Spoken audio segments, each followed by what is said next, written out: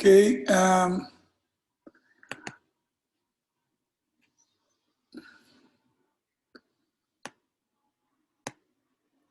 Bom dia, pessoal.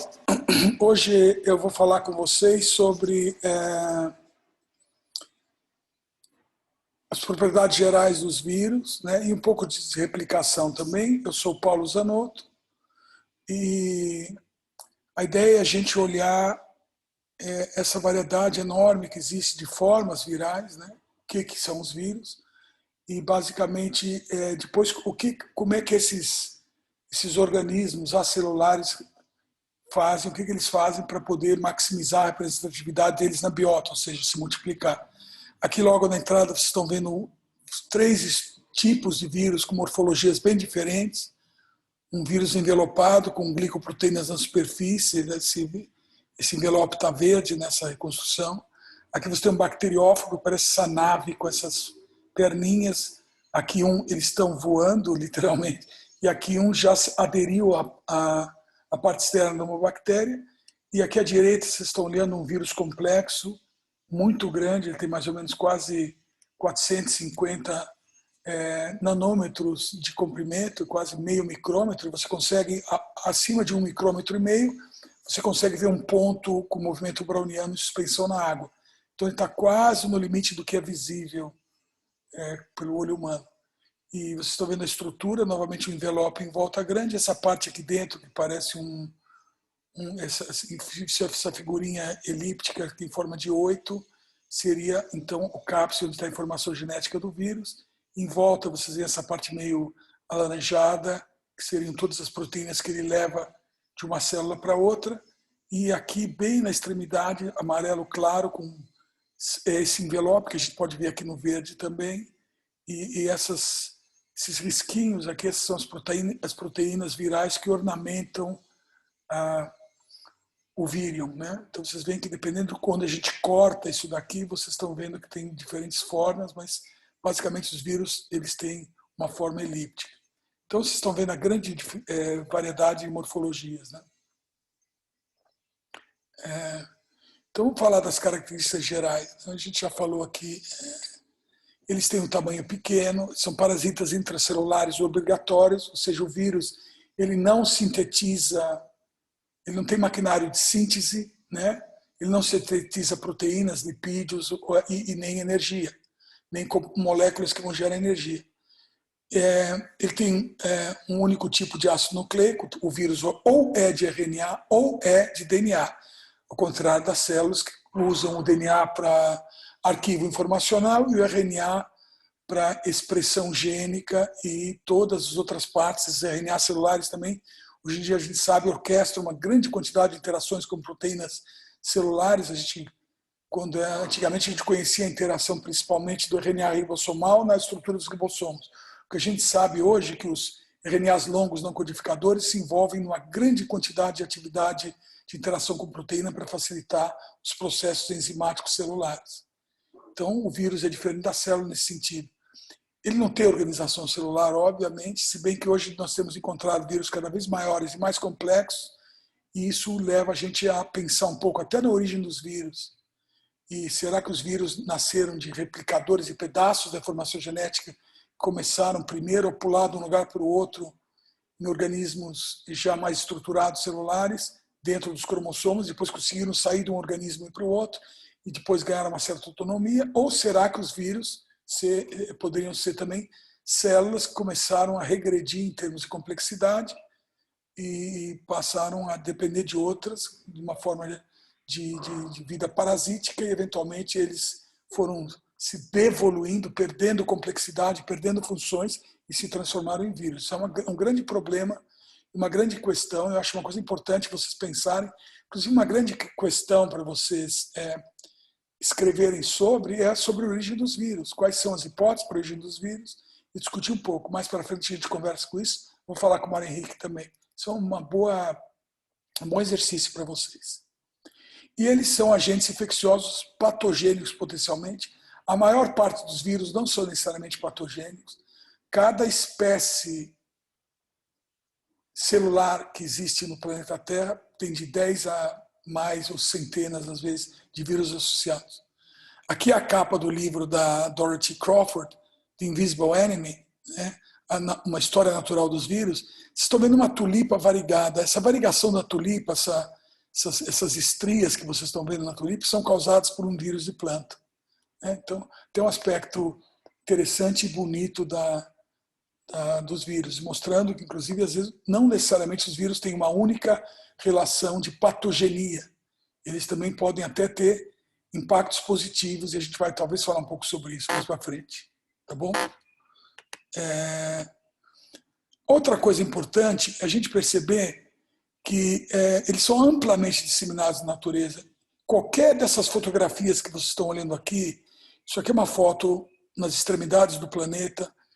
Se você pegar um copo de água aqui, embaixo desse iceberg aqui, você vai achar alguma coisa absurda do número de vírus que tem na água do mar, que são vírus associados com algas, com cianobactérias e assim por diante.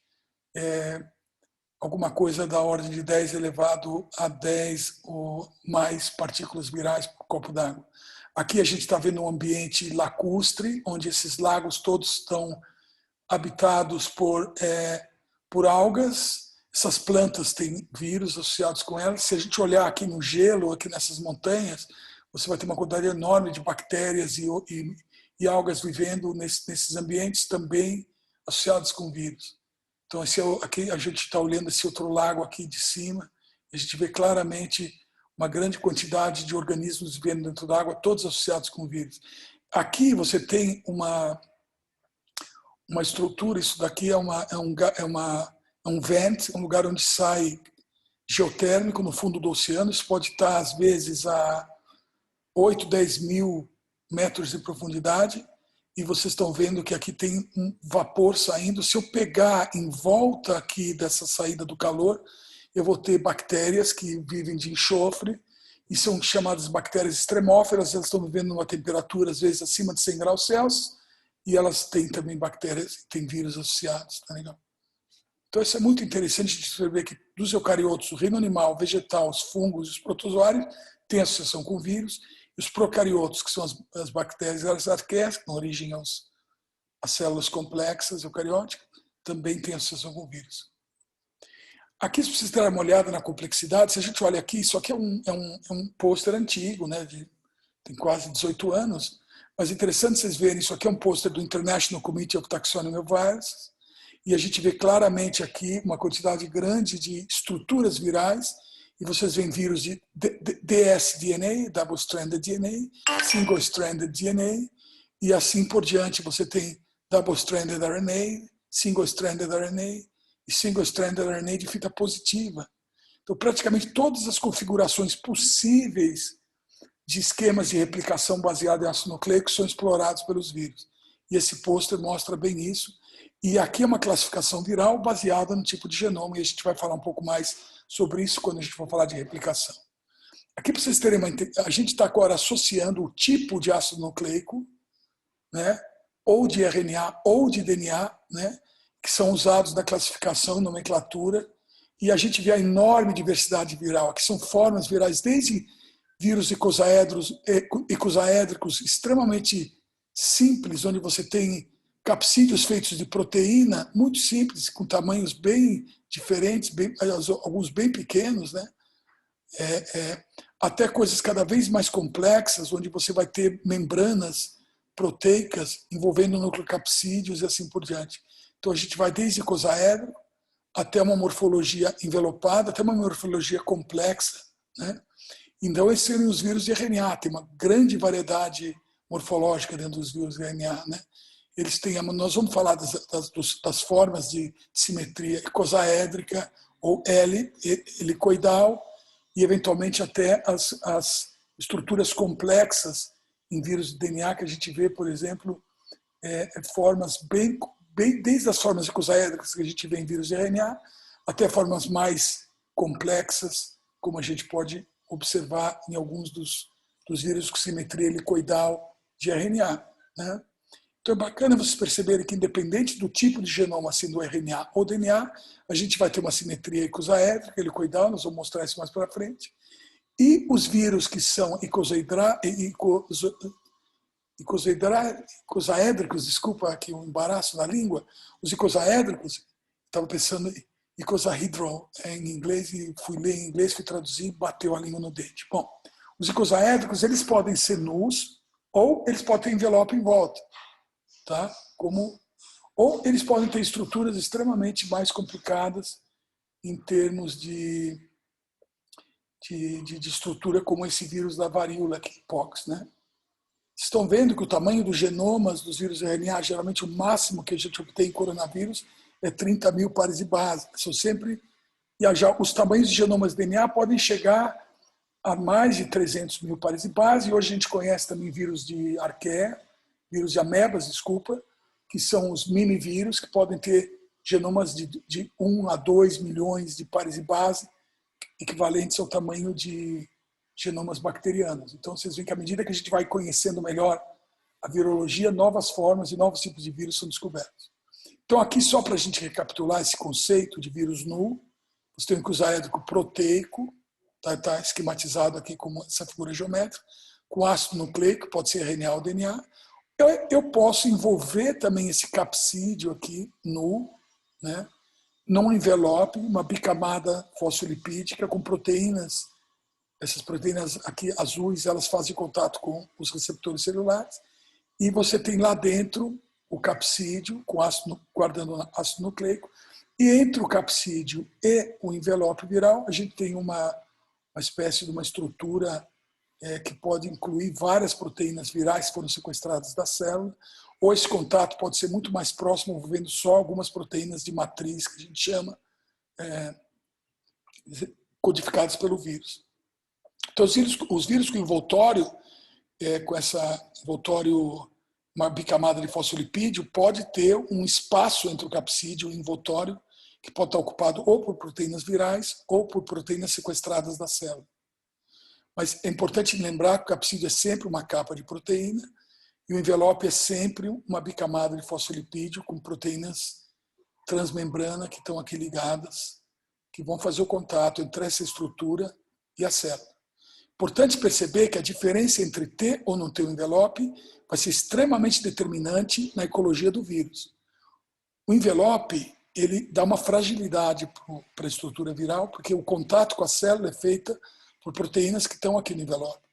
Se você lesionar esse envelope, esse vírus não tem como entrar na célula.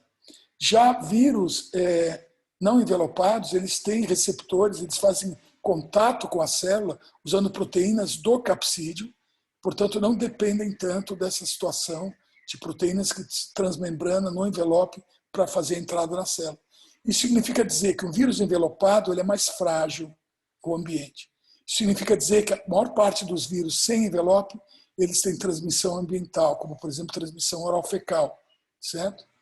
Eles podem se resistir no ambiente. Enquanto que os vírus envelopados, geralmente, eles têm que ser transmitidos em fluidos corpóreos, ou contato direto, ou por a pessoa tosse, emite aí uma gotícula de muco na saliva com vírus dentro, entendeu? Que é a transmissão dos vírus envelopados. Então, vocês percebem que ter um envelope ou não ter um envelope vai, inclusive, determinar a ecologia, o tipo de transmissão de vida que o vírus vai poder ter. Certo, pessoal? Aqui, novamente, vamos repassar um pouco as funções desse capsídeo nu, aqui numa capa de proteínas. Geralmente, esse capsídeo pode ser feito... Aqui é um capsídeo onde a gente vê que as estruturas do capsídeo são formadas... Aqui, no caso, a gente tem 5 proteínas fazendo esse pentâmero, essa estrutura aqui, né? E algumas outras são sendo utilizadas para fazer as estruturas. Então, a simetria icosaédrica é bacana porque com poucas proteínas virais eu consigo fazer essa estrutura inteira. Às vezes até com menos, às vezes um único tipo de proteína pode fazer isso, o capsídeo. E eu posso ter essa simetria icosaédrica, né, que é muito simples, né?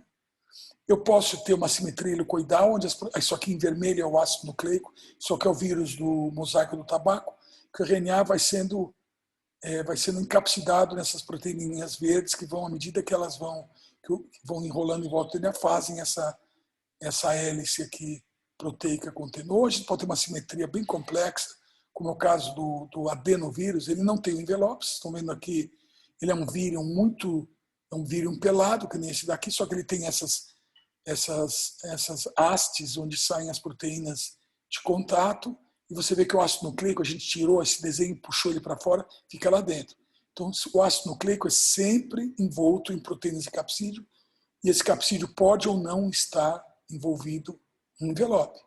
Então, as funções do capsídeo é a proteção do genoma, ele faz a interação com a célula hospedeira nos vírus nus, e ele também dá a forma das partículas, da forma icosaédrica até a simetria helicoidal e a simetria complexa. Agora vamos falar um pouco do envoltório viral. Aqui é muito bonita essa foto, queria que vocês prestassem atenção. Isso aqui é uma fotografia de microscopia eletrônica de transmissão, onde o vírus da herpes, que é um vírus envelopado, aqui está o diagrama dele, foi tratado, né, foi jogado com acetato de uranila, foi jogado e desmanchou praticamente esse envelope. Vocês estão vendo envelope, as proteínas de envelope aqui, e aqui dentro vocês veem esse icosaedro, essa forma, esse gigantesco icosaedro aqui dentro. E esses pontos que vocês veem pretinhos aqui em cada um desses hexâmeros, essas formações formadas de 6 lados, são pontos pelo qual o DNA do vírus da herpes entra dentro desse capsídeo durante a formação, a morfogênese viral, ao final do ciclo da replicação. Então, qual é a função do envelope? Interação com célula hospedeira, penetração na célula hospedeira por mecanismo de fusão, que nós vamos ver daqui a pouco. Vamos dar uma olhada um pouco mais próxima aqui do envelope. Vocês estão vendo que um envelope, eu falei, é uma bicamada fosfolipídica e tem proteínas que se intercalam, nessas que são as espículas da influenza. Aqui a gente tem um exemplo da neuraminidase e um exemplo da hemaglutinina, formando um trímero, e a neuraminidase aqui, formando um tetrâmero. E a gente, no caso do HIV, a gente também tem essas espículas do HIV, que são a GP120, que são proteínas também transmembrana, que fazem a mesma função, que é fazer o contato desses envelopes virais com as células para que haja a entrada, a penetração na célula hospedeira e, portanto, o contato efetivo e duradouro. Aqui, para mudar um pouco, nós estamos vendo os bacteriófagos. Aqui esse desenho mostra os bacteriófagos aderindo à superfície externa de uma bactéria, que é uma foto de microscopia eletrônica, que a gente provavelmente vê esse cenário do vírus ligando aqui na bactéria. A gente tem vários tipos de bacteriófagos diferentes, alguns com cauda, alguns com caudas muito curtas, caudas muito longas, e a presença ou não dessas estruturas aqui que fazem a função de quase que de patas de contato entre o fago e a bactéria. Então, os bacteriófagos são vírus que infectam exclusivamente procariotos, bactérias e arqueias, né? E arqueias vão ser bactérias que vão dar origem às células eucarióticas. Amplamente distribuídos em todos os ecossistemas, desde o solo até o sinal de humanos e animais. Na sua microbiota, que tem uma quantidade enorme de células, existe uma quantidade enorme de fagos que vão determinar, inclusive, a composição da sua microbiota, e dependendo dessa composição da microbiota, você vai poder ou não ter doença. O que a gente chama de disbiose são desequilíbrios na microbiota humana. Então, os fagos, eles controlam a nossa saúde via o controle das populações de bactérias da nossa microbiota intestinal e em outros lugares do corpo. Os fagos contêm, por 95%, eles têm genoma de DNA fita dupla ou linear, sem envoltório e cauda. Tem uma quantidade grande de fagos e variações dos tipos. Hoje em dia, os fagos estão sendo usados no controle de infecções bacterianas e usam como aditivos alimentares para justamente equilibrar a sua microbiota. Então, por que controle de infecções bacterianas? Desde a década de 1930 do século passado, se descobriu que as bactérias matam, que os fagos matam bactérias e, por exemplo, se você pode usar para matar bactérias patogênicas. Isso foi de fato usado no controle da cólera na Índia pelo Derrel, Félix Derrel, em 1928. Escreveu o livro Le Bactériophage, Bacteriófago, e ele foi o criador do controle biológico por fagos. Isso depois foi abandonado no advento dos antibióticos e retomado principalmente nos países do lado de lá da União Soviética, Polônia, né, porque ainda estava atrás da cortina de ferro, e outros países da antiga União Soviética continuaram desenvolvendo tecnologias para o uso de bacteriófagos no controle biológico de doenças agrícolas. E, recentemente, tem sido estudado a utilização de bacteriófagos no controle de bactérias patogênicas para humanos. Isso é uma área intensa de pesquisa e vários de vocês podem se interessar muito por isso. Inclusive, pessoas que fazem, por exemplo, dentistas, pode ser que no futuro estejam usando bacteriófagos para controlar a microbiota que causa doença periodontal. Então, isso é uma coisa bem interessante e talvez vai fazer parte do futuro de vocês. Novamente, um fago, a estrutura extremamente complexa dele, o DNA está aqui dentro do capsídeo. Isso aqui funciona como uma seringa, esse pescoço, né, para injetar essas fibras da cauda fase de contato, aquelas patinhas. Esses pinos eles fazem contato com a parede bacteriana e essa estrutura toda ela tem uma mobilidade, isso aqui é o fago T4, e isso aqui você joga o DNA através dessa placa basal, que é essa estrutura aqui no fim do pescoço, dentro de uma bactéria. Novamente, só para finalizar, a gente tem as simetrias icosaédricas. Desculpa. Primeiro aqui é helicoidal. Vocês veem uma foto do vírus do mosaico do tabaco, ele parece uma haste helicoidal, o RNA fica lá dentro.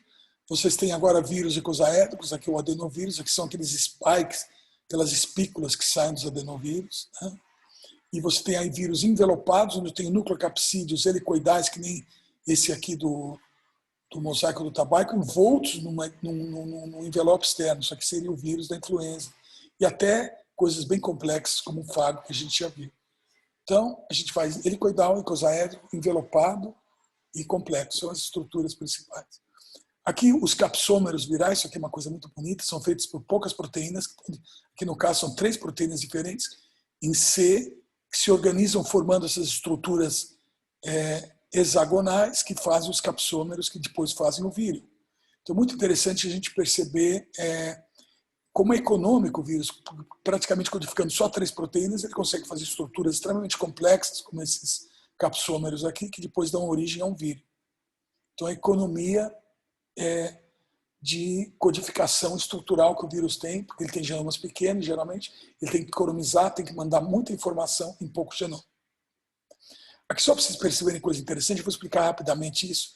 Isso aqui é um capsômero olhado de fora, né? Um hexamérico, né? Um capsômero hexamérico aqui na esquerda, e aqui um capsômero pentamérico, porque isso aqui aproxima uma figura geométrica de 5 lados, enquanto que na esquerda vocês veem um que aproxima uma figura geométrica de 6 lados.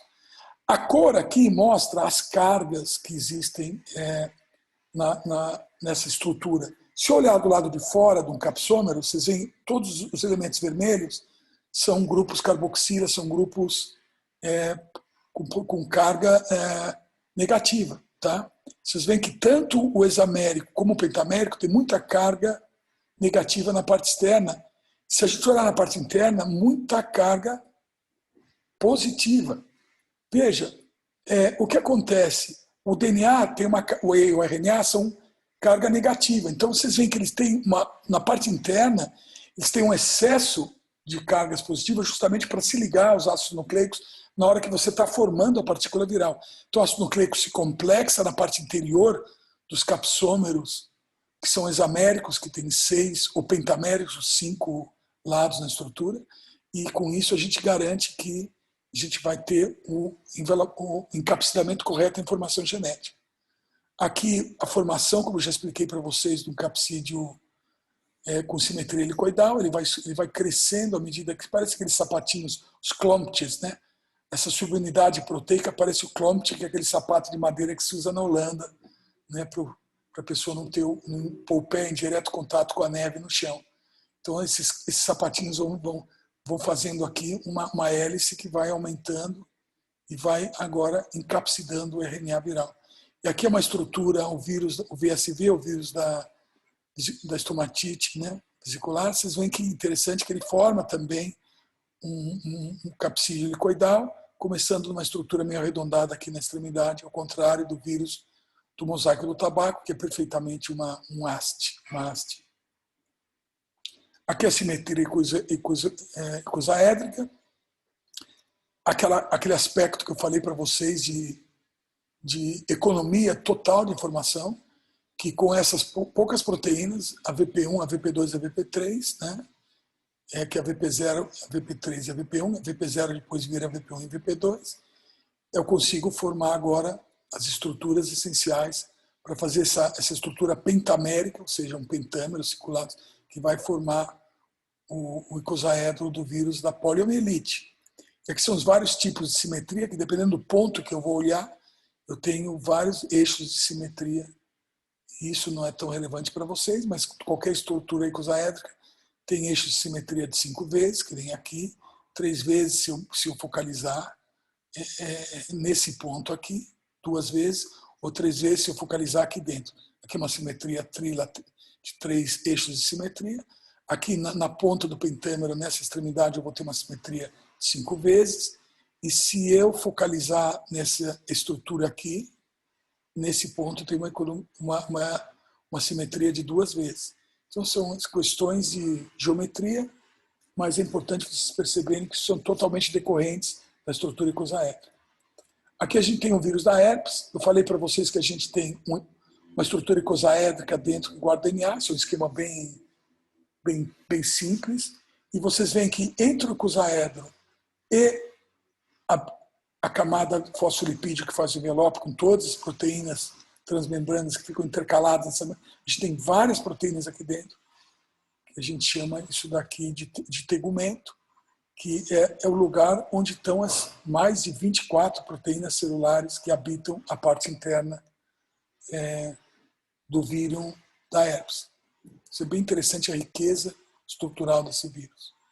Aqui é um vírus bem mais complexo, ele não tem nem simetria helicoidal, nem simetria icosaédrica e nem simetria... Então ele é chamado então, de simetria complexa. Vocês estão vendo aqui é o DNA viral, só que seria a parte do capsídeo viral. Tá? O capsídeo ele tem essa forma, na forma de 8. Né? E em volta dele eu tenho o tegumento. E aí eu tenho uma coisa muito interessante, que é uma membrana interna e uma membrana externa com proteínas. Então, um vírus extremamente complexo. Ele, na verdade, é muito grande, leva várias proteínas dentro do capsídeo, de origem viral, e algumas dessas proteínas que estão nessa parte aqui do tegumento são proteínas de origem celular. Aqui é o vírus da influenza. Você imagina o vírus do mosaico do tabaco, que tem aquele capsídeo helicoidal. Imagina 8 segmentos que são encapsidados, fazem nucleocapsídeos, né? Que é a proteína e o RNA do vírus da influenza. A gente tem 8 segmentos envoltos agora num envoltório fosfolipídico clássico. E na parte interna tem essas proteínas aqui que a gente chama de proteínas de matriz. Está vendo essas bolinhas aqui cinza, azulado, tá? E elas são importantíssimas para fazer o contato entre as proteínas hemaglutinina HA e neuraminidase, a NA, com a estrutura interna do vírion, tá?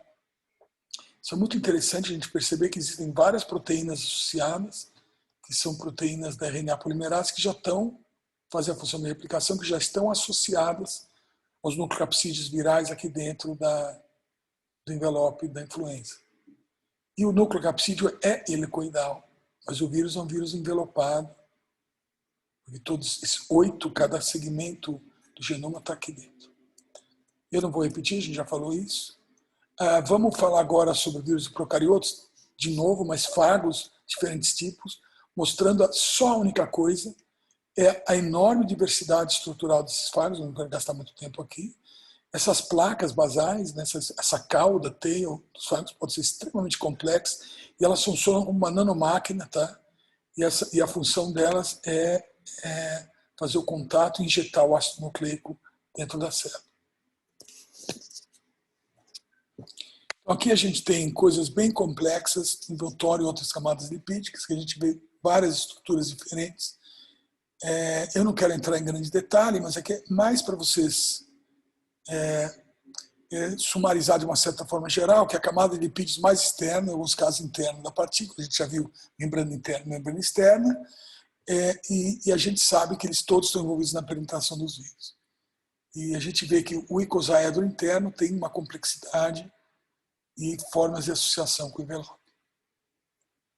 E aqui são vários fagos, né, que fazem um ciclo lítico, eles entram, penetram, fazem uma grande quantidade de fagos e rebentam e fazem um ciclo lisogênico quando eles entram e ficam calmos lá dentro, ficam quietinhos, até existir alguma sinalização, aí o vírus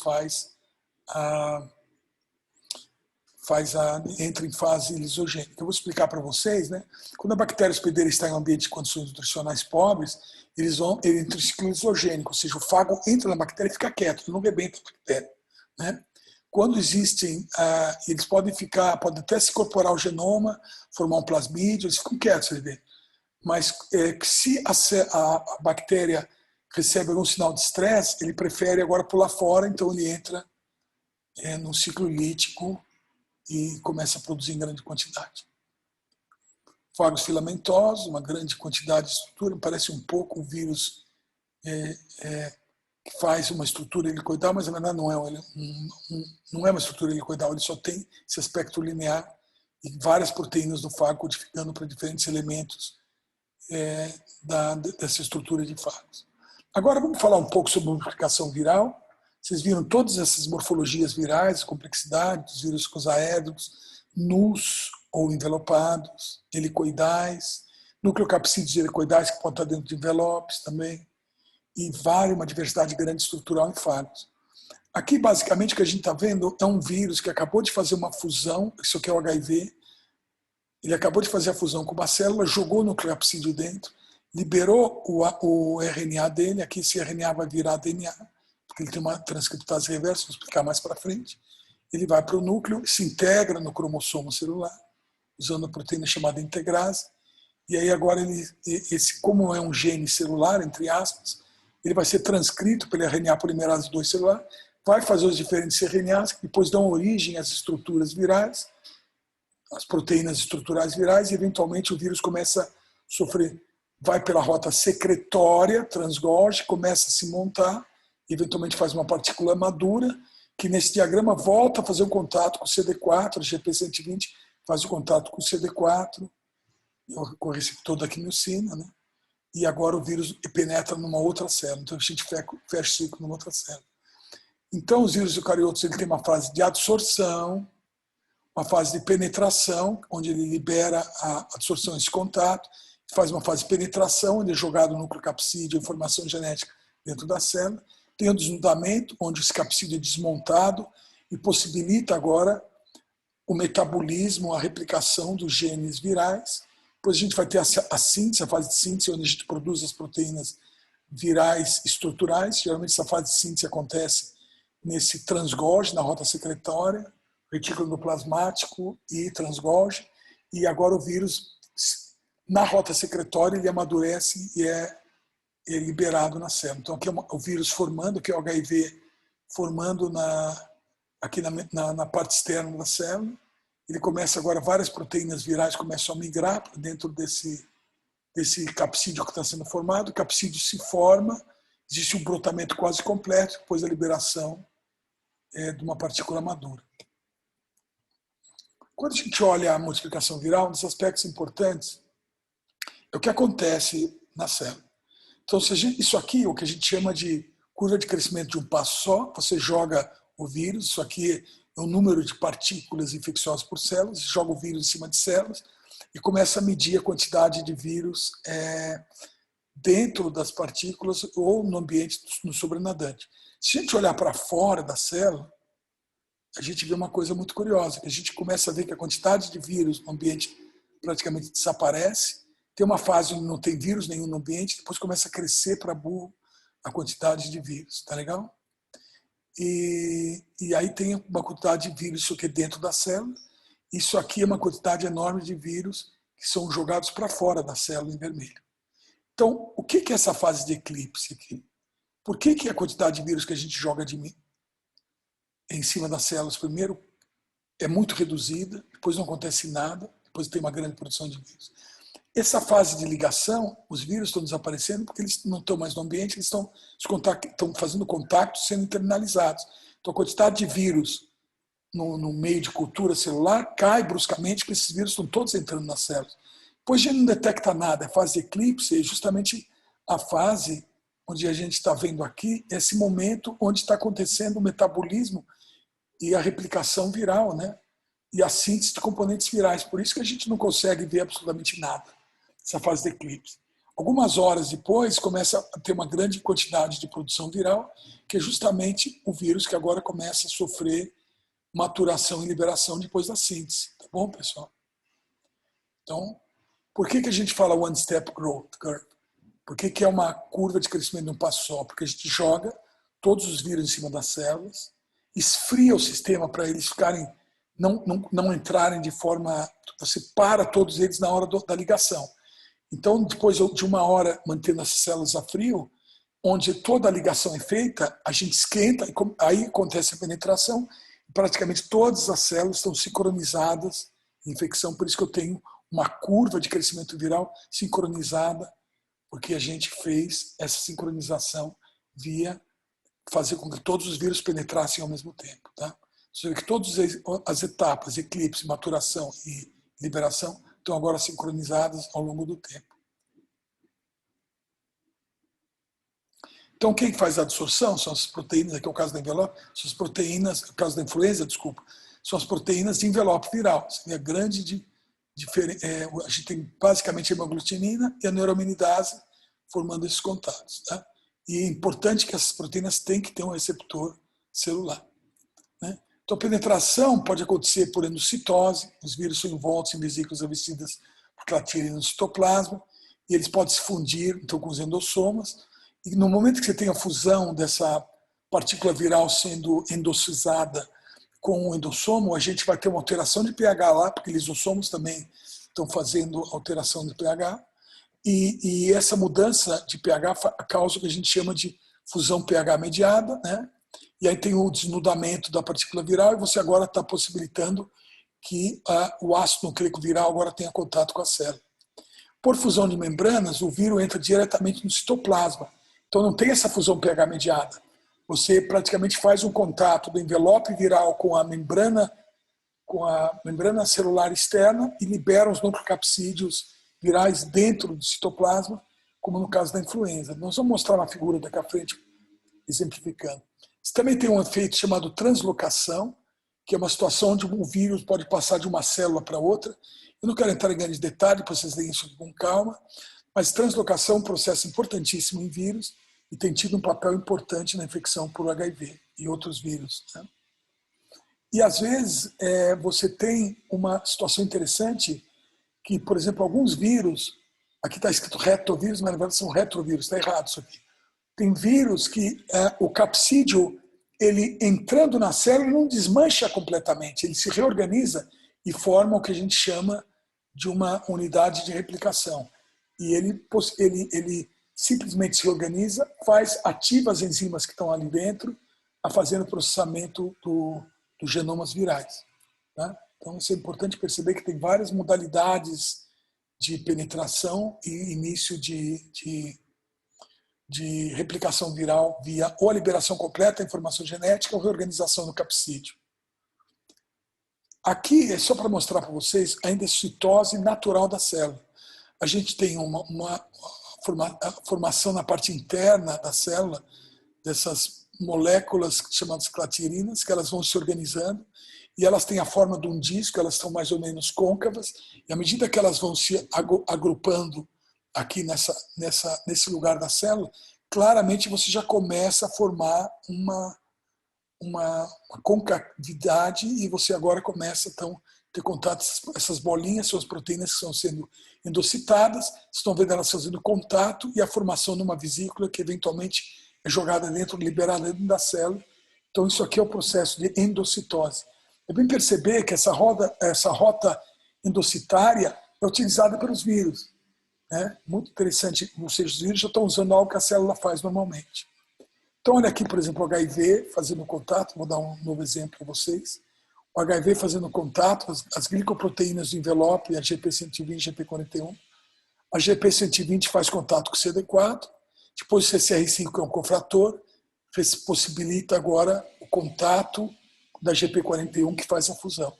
Você percebe que a gente precisa de vários passos, que estão aqui em cima, da ligação do primeiro da GP120 com o CD4, depois isso vai ter que mudar de conformação, depois a gente tem que recrutar o CCR5, que agora faz contato com essa GP120, que mudou de forma, e agora possibilita a GP41, que é essa linguicinha aqui, de finalmente fazer o contato e fazer a fusão. Certo?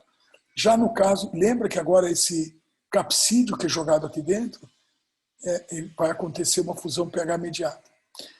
No caso da influenza, a gente tem um envelope com vários nucleocapsídeos, são 8 nucleocapsídeos aqui dentro. À medida que faz essa fusão mediada por proteínas de membrana, a gente libera agora os nucleocapsídeos dentro do citoplasma. E aí a gente tem uma situação bem interessante nos adenovírus, onde a espícula do adenovírus faz o contato com um receptor celular, possibilita a endocitose dessa partícula, tem a fusão pH mediada. Essa alteração de pH altera a estrutura desse capsídeo viral, que agora vai migrar pelo citoesqueleto até o núcleo, e só no núcleo o vírus DNA vai liberar a formação genética. Porque o adenovírus é um vírus de DNA. Lembre que DNA replica no núcleo, portanto, os vírus de DNA têm que basicamente mandar informação genética até o núcleo. A única exceção é o vírus da poliomielite, vírus da vacina, o POX. Eu vou talvez falar um pouquinho mais para frente isso para vocês, mas basicamente porque ele é muito complexo, ele consegue formar uma estrutura de replicação no citoplasma suficiente com todas as enzimas que ele precisa, enquanto o adenovírus precisa do ambiente nuclear para poder replicar. Isso aqui é um sumário do que eu acabei de mostrar para vocês, eu não vou gastar muito tempo. Isso aqui é interessante, isso aqui é basicamente esse mesmo processo da internalização do adenovírus, mas eu vou mostrar para vocês coisa bacana. Então o adenovírus faz contato com o receptor, né? As integrinas fazem parte do contato também. O vírus é internalizado, tem a fusão pH mediada. Olha que interessante, esse capsídeo já modificado agora faz um contato com microtúbulos e é levado por DNA até o núcleo. Tá? E ali no núcleo ele libera a informação genética. Tá certo? É curioso vocês perceberem que na infecção, por exemplo, de vírus da polio, por exemplo, você tem uma rota anterógrada, que é controlada por quinesina, e uma rota retrógrada, que é controlada pela dineína. Então, para ele ir do núcleo para a sinapse, ele usa a quinesina. Para ele ir da sinapse para o núcleo, ele usa a dineína. E com isso, esses vírus neurotrópicos conseguem migrar pela nossa rede neuronal até o sistema nervoso central. Isso é muito interessante. Aqui vocês estão vendo microscopia eletrônica, onde a gente está usando anticorpos para mostrar o contato entre os vírus e o citoesqueleto que transporta essas partículas virais. Muito bonito isso. Agora eu vou chegar para vocês e falar do sistema de classificação do Baltimore, que é baseado nos tipos de informação genética viral. A gente tem 6 estratégias de replicação, que são as 6 classes do Baltimore. A primeira classe do Baltimore, por respeito aos organismos eucarióticos como nós, são o DNA de dupla fita, que a gente tem a fita positiva e a fita negativa, chamada classe 1 de Baltimore. Tá? A gente tem agora vírus, no entanto, que usam só a fita ou negativa ou positiva de DNA, que são a classe 2, são os parvovírus. E na classe 1 a gente tem esses vírus como herpes, o vírus da varíola, que eu acabei de falar para vocês também, assim por diante. E esses são vírus que têm DNA dupla fita. E depois você tem também a classe 3, que são os vírus de RNA de fita dupla. Né? A classe 4 seria os vírus de RNA de fita simples. Vocês estão vendo que sempre eu tenho que passar pelo RNA mensageiro. Né? E a única maneira do RNA mensageiro ser sintetizado é mesmo eu tendo um RNA de fita simples positiva, como RNA mensageiro celular, eu vou ter que fazer uma cópia de RNA de fita negativa, no caso do vírus da polio, depois produzir o RNA de fita positiva, tá bom? Então vocês estão percebendo que é interessante que até os vírus de RNA que usam a forma genômica de vírus de RNA mensageiro, eles têm que usar uma fita intermediária, que a gente chama de molde de fita negativa. Existem genomas que são de fita de RNA de fita negativa, que já são, que também tem que passar pela fita positiva para fazer. Então, as outras classes de Baltimore, depois da classe 3, que é RNA de fita dupla, 4 RNA de fita positiva e 5 de RNA de fita negativa, todas têm que passar pelo RNA mensageiro, por esse estágio.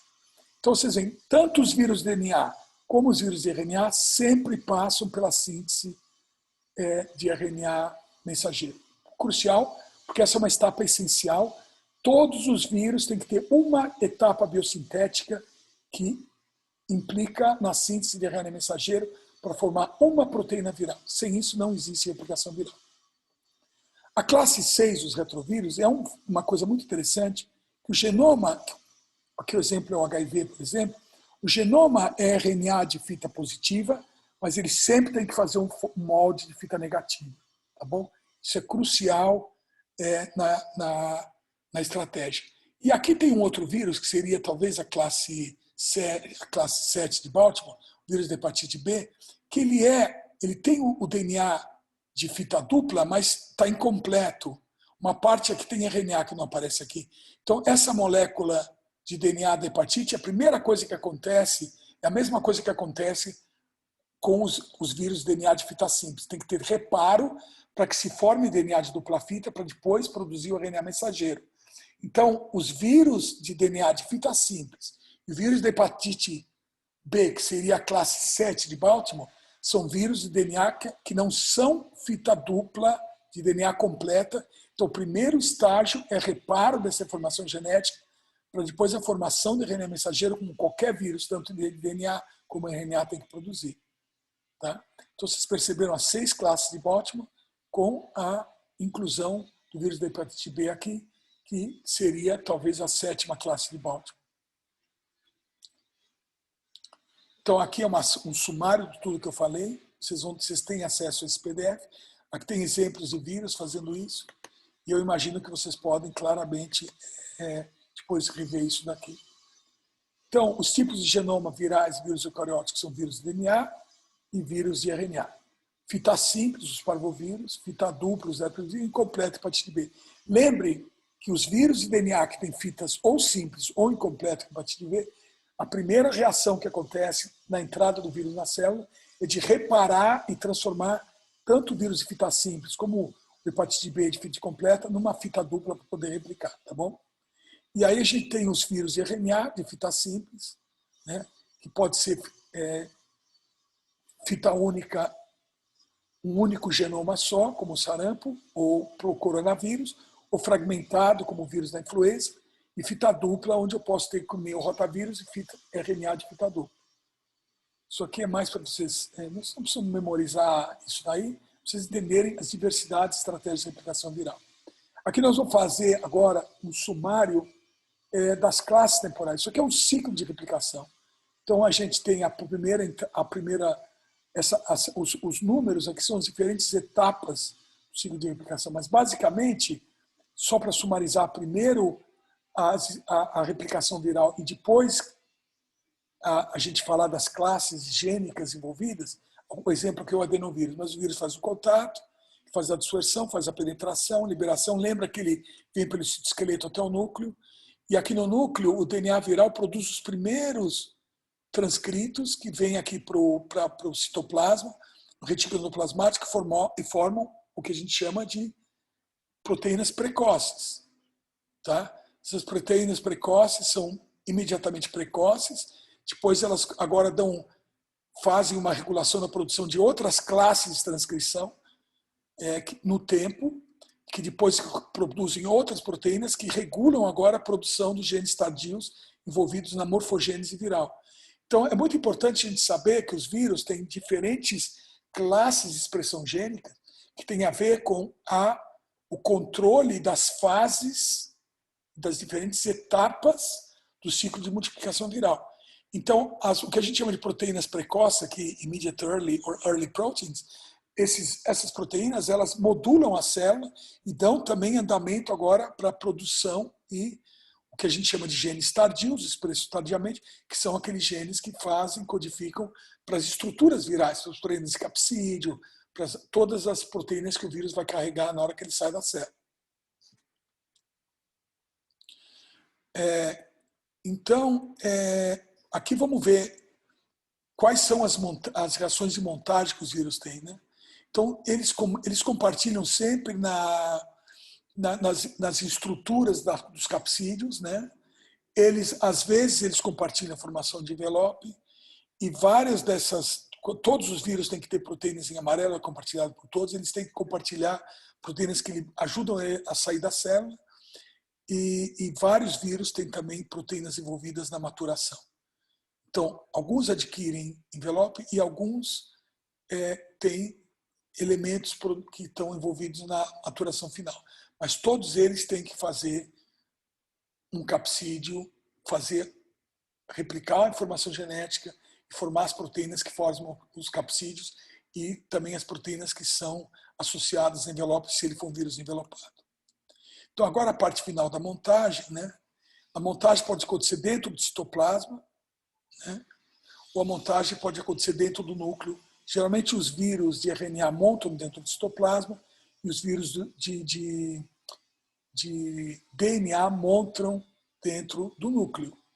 Eu falei para vocês que vírus de DNA replicam no núcleo, se montam no núcleo, e vírus de RNA, eles replicam e se montam no citoplasma. As duas exceções que eu vou dar para vocês, o vírus da influenza, que apesar de ser um vírus de RNA, ele tem que mandar os nucleocapsídeos e a replicação do ácido nucleico acontece no núcleo, porque esse vírus, particularmente, ele tem que capturar, utilizar o sistema de capeamento, o 5'-cap do RNA celular é sequestrado, no caso do vírus da influenza. Então, a influenza, como tem que sequestrar um elemento de transcrição nuclear, faz essa parte da montagem dela no núcleo. E o vírus da varíola é um vírus que monta no citoplasma, está aqui o poxvírus, vírus da varíola, porque ele é um vírus tão complexo que ele não precisa fazer nada com o núcleo, apesar de ser um vírus de DNA. Ele forma uma espécie de um pequeno núcleo dentro da estrutura do capsídeo viral que entrou na célula. Então, a parte da rota secretória, a gente sabe que a rota secretória envolve o transgolgi. O transgolgi é importantíssimo porque ele está associado ao retículo plasmático, onde se produzem as proteínas. As proteínas, quando entram no transgolgi, vão sofrer modificações devido à alteração de pH no transgolgi. E, basicamente, depois tem a montagem da partícula viral no transgolgi. E, eventualmente, essa montagem culmina com o brotamento ou a liberação da partícula viral por lise celular. Mas vocês olhem, novamente, vocês veem que a rota secretória, novamente, ela usa estruturas normais, a proteína normalmente secreta coisas. Vocês estão percebendo que é uma coisa muito parecida com a montagem de vírus? Olha que coisa interessante. Né? Então é muito interessante vocês perceberem que existem vários receptores celulares e várias estruturas celulares envolvidas na rota secretória, análogas ao que o vírus vai ter que usar mais para frente. Tá? Então a liberação das partículas pode acontecer por lise. Uma célula ela está produzindo uma quantidade enorme de proteínas dentro do citoplasma, no núcleo, de repente essa célula simplesmente ela arrebenta e libera as partículas. Ou essa célula continua produzindo vírus por brotamento. Na rota endocitória, normalmente estão brotando vesículas secretórias, vesículas de secreção. E esse mesmo mecanismo pode ser explorado por vírus. Né? Os vírus podem passar de uma célula para outra, né? E formando sincícios. Imagina que o vírus, quando ele está formando, ele está brotando na célula, ele pode fazer um contato com uma outra célula e entrar numa outra célula em vez de ser liberado para o ambiente externo. Tá? E, eventualmente, a célula pode rebentar, que é uma célula rebentando. Isso aqui é uma fotografia de microscopia óptica, onde eu uso diferentes anticorpos e agindo com diferentes estruturas da célula, vendo a liberação de material citoplasmático para o meio externo, onde a célula perdeu a integridade e rebentou e está liberando o material para fora da célula. Assim acaba a nossa aula. Eu queria deixar aqui um grande abraço para todos vocês e depois eu vou conversar também com o Mário Henrique para mandar algumas questões para vocês. Uma das questões que eu acho que vocês poderiam responder e fazer uma pesquisa por conta de vocês mesmos é quais são as diferentes hipóteses para a origem dos vírus, né? Basicamente, sim, tem hipóteses que acham que os vírus são um material genético que começa primeiro a pular de um lugar para o outro e depois consegue mudar de célula, até hipóteses que acham que os vírus podem ser estruturas extremamente complexas celulares que ficam extremamente simples. Eu sou do parecer que talvez o caso seja mais próximo da primeira hipótese, porque, inclusive, antes mesmo da gente ter organização celular, a gente já tinha formas vivas organizadas como RNA. E esse mundo de RNA, nessa época do mundo de RNA, a gente já tinha parasitismo de RNAs utilizando outros RNAs, usando a capacidade autocatalítica do RNA para replicar. Depois, quando surgem células e começa a haver utilização do DNA, muito provavelmente antes mesmo do primeiro ancestral comum celular, já existiam replicadores, informação genética, utilizando parasitando informação genética para replicar. Vocês vão fazer essa sua pequena pesquisa e podem escrever um pequeno ensaio, pode ser em grupo, mas um pequeno ensaio, talvez uma página, explicando quais são as estratégias. Eu gostaria então de agradecer demais, deixar um abraço para todo mundo e me colocar à disposição, tá bom? De vocês. Um grande abraço para vocês.